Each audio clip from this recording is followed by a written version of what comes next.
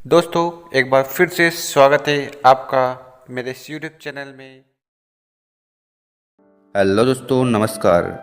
आज की इस वीडियो में आप जानोगे डायरेक्ट सेलिंग या नेटवर्क मार्केटिंग अधिनियम 2022 क्या बोलता है, एमएलएम की कौन सी कंपनी चलेगी और कौन सी कंपनी बहुत जल्द बंद होने वाली है। आपको सब पता चल जाएगा और सरकार के नियमों के अनुसार क्या काम कंपनी को करना पड़ेगा और क्या नहीं। तो आज आप सब कुछ जानोगे इस वीडियो में। तो चलो शुरू करते हैं। अगर आप हमारे चैनल पर नए हो तो इस चैनल को जरूर सब्सक्राइब कर लें, क्योंकि हम वेस्टिज से रिलेटेड वीडियो रेगुलर अपलोड करते हैं। तो इसमें जो पहला नियम है वो ये है कि डायरेक्ट सेलिंग कंपनियों के प्रोडक्ट या सर्विसेज इसकी बिक्री से उत्पन्न होने वाली समस्याओं के लिए कंपनियां ही उत्तरदायी होगी। मतलब ये कि अगर कोई प्रोडक्ट और सर्विस कस्टमर को देते हैं तो उस समय जो भी समस्या होगी, उसमें कोई भी प्रॉब्लम होती है तो उसका समाधान कंपनी करेगी।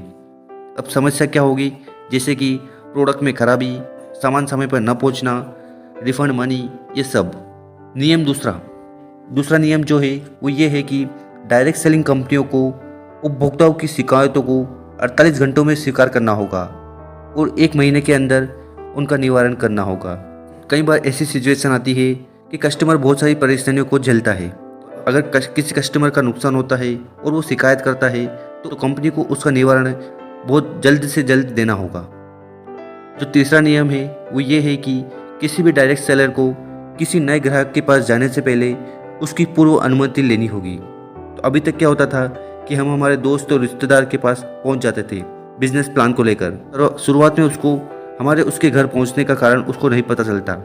तो उसी को देखकर सरकार ने ये नियम बनाए हैं कि पहले आपको रिश्तेदार या दोस्त से आज्ञा लेनी पड़ेगी, परमिशन लेनी पड़ेगी, उसके बाद ही आप उसके घर जाकर प्लान बता सकते हो।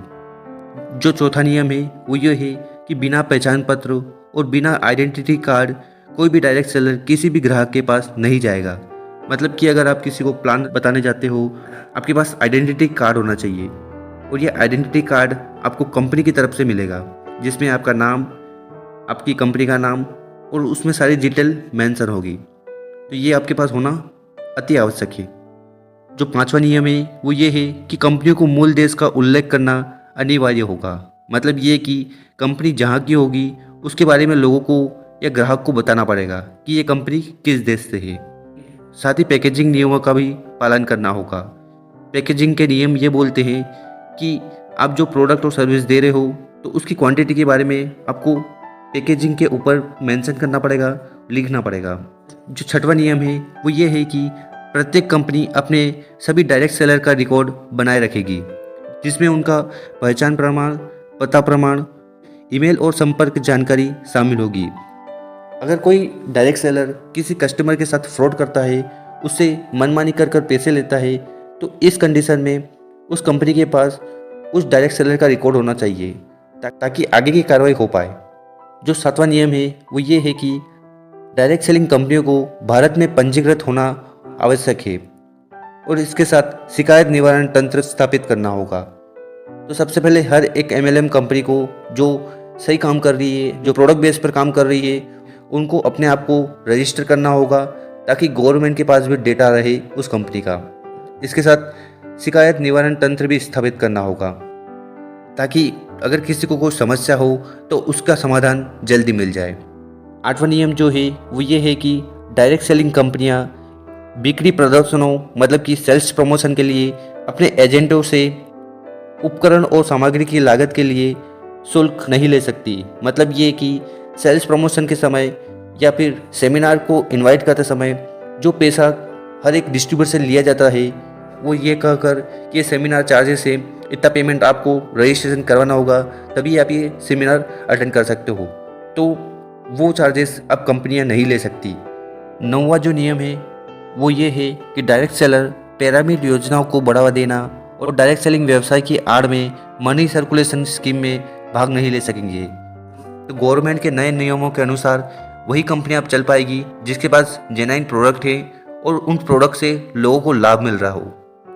10वां नियम है कि डायरेक्ट सेलर अपने ग्राहक से ऐसा कोई वादा नहीं करेगा जो उसकी कंपनी पूरा न कर पाए। तो कोई भी डायरेक्ट सेलर ऐसा अब अपने ग्राहक को नहीं बोल पाएगा, उसको उतना ही बोलना है जो संभव है। तो किसी भी ग्राहक को ऐसे वादा नहीं करना चाहिए जो उसकी कंपनी पूरा ना कर पाए। तो 11वां नियम जो है वो ये है कि डायरेक्ट सेलर को डायरेक्ट सेलिंग कंपनी से किसी भी तरीके का कोई सामान या सेवा की बिक्री का लिखित कॉन्ट्रैक्ट करना होगा। मतलब कि पक्का बिल, अगर कोई सामान और सर्विस आप अगर दे रहे हो तो उसका लिखित में कॉन्ट्रैक्ट हो, मतलब कि एक बिल हो, एक प्रूफ हो। 12वां नियम ये बोलता है कि डायरेक्ट सेलर अपने ग्राहक को डायरेक्ट सेलिंग कंपनी का नाम और पता बताएगा। जो भी जेन्युइन कंपनी है, जो असली कंपनी है, वो कभी भी ग्राहक को उटपटांग बातें नहीं बताती। मतलब कि जो एग्जैक्ट चीज़ है वही बयां करती है। अभी तक क्या होता था कि पिरामिड योजनाओं और मनी सर्कुलेशन में जो कंपनियां रहती थी वो कुछ ऐसा नाम बताती थी जिससे लोग गुमराह होते थे और उनको पता ही नहीं होता था कि वो किस कंपनी में पैसा लगाने वाले हैं। जो जेन्युइन कंपनी थी वो पहले भी गलत काम नहीं करती थी और अब भी नहीं कर रही है और आगे भी नहीं करेगी। 13वां जो नियम है वो ये है कि डायरेक्ट सेलर अपने ग्राहक की निजी जानकारी किसी को भी नहीं बताएगा।